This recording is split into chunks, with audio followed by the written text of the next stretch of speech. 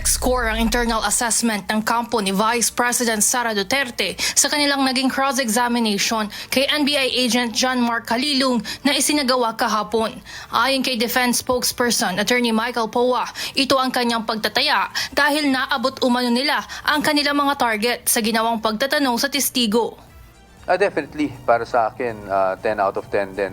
Score internally, meaning we're very happy that we hit our targets.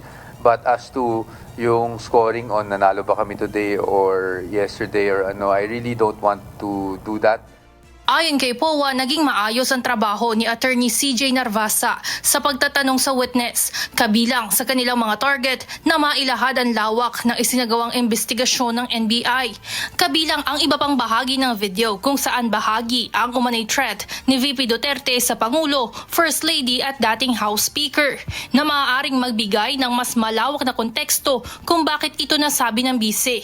Gayon din ang issue kaugnay ng mga affidavit ng investigation. Because we had targets and we were able to meet our targets. So I think we accomplished a lot. Ipinaliwanag din ng defense team na mahalagang ma-authenticate ang video evidence at tungkulin nilang sukatin ang kredibilidad ng witness. Ayon kay Attorney Poa, karaniwan itong bahagi ng cross-examination, ngunit nasa impeachment court pa rin ang pagpapasya kung gaano kabigat ang naging testimonya ng isang testigo. Siguro alam naman nating lahat ay hindi na tayo makikipaglokohan that the statement never existed. But as to the video, for example, it's important kasi ang ebidensya, hindi naman yan pwedeng maglakad mag-isa papunta sa korte, hindi ba? That's why, and not just with impeachment, that's with all regular court proceedings. No, hindi naglalakad ang ebidensya mag-isa papunta sa korte. So you need someone to identify it, to authenticate it. Pagdating sa video, para sa mga susunod na pagdinig, handa rin ang kampo ng bise sa inaasahang pagharap ng mga testigong nakalista sa pre-trial brief ng prosekusyon. Natanggap na rin ng mga ito ang kopya ng mosyon para sa subpina kay Attorney Zulaika Lopez at naipaalam na ito kay Vice President Sara Duterte. Yung reaction naman niya, wala naman siyang ganong reaction doon because I think everyone expected it naman, including the Vice President.